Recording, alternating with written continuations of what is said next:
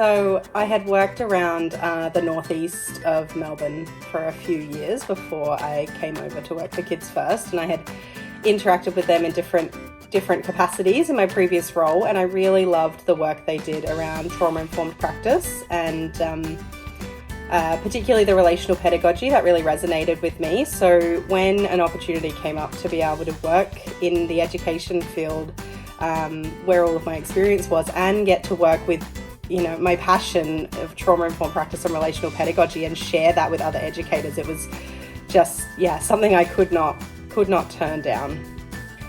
Generally it's 2 hours and we've got a range of topics. They all link to trauma-informed practice, relational pedagogy, supporting children and families and understanding their situation. So we've got about 5 topics that you can choose from at the moment, and they all will go through practical strategies on how to implement the key principles that we work with at Kids First, mostly trauma-informed practice and relational pedagogy, and a number of our other pedagogical principles that our early years centres work with.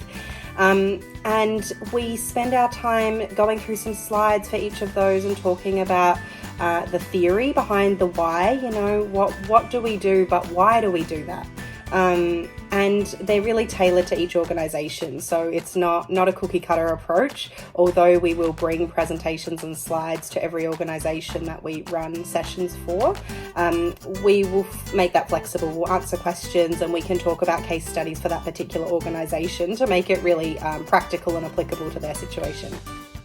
So I've been in early learning for about 10 years now, just a bit over 10 years. I started when I was about 15 as a student in a childcare centre, and I've built my skills and my knowledge from there. So I've worked in a range of roles across different organisations over that time. So I've worked as an educator and a trainee in early learning centres.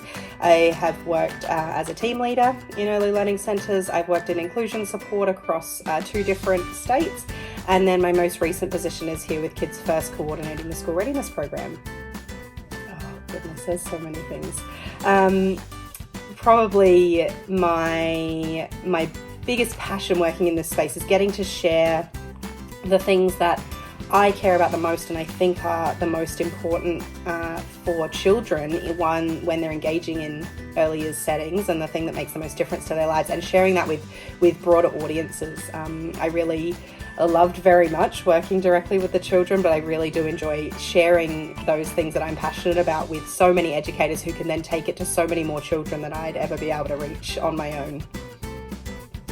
Oh, definitely. I think educators are so eager to learn so many things about their role, and I see educators becoming really critical thinkers now, and I think they're asking so many questions, and I guess one of the blessings of this situation we're in the moment with COVID is that there's so many opportunities for educators to access information online now that perhaps wasn't available before, and I really am seeing people take that opportunity for what it is and really enjoy and sink their teeth into as much information as they can. And I'm really excited to see that learning happening, because it changes practice so much, when they can take information from all these different sources and integrate it into their daily practice and take what helps them and leave what doesn't.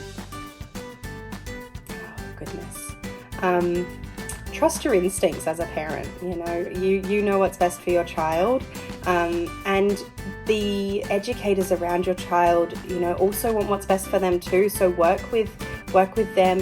Don't be shy about bringing together the people who are supporting your child, like the school teachers or the principal where they're going to be heading off to school, their kindergarten teachers, if they're attending childcare as well, then bring them in, and any other support people like occupational therapists or speech therapists or psychologists.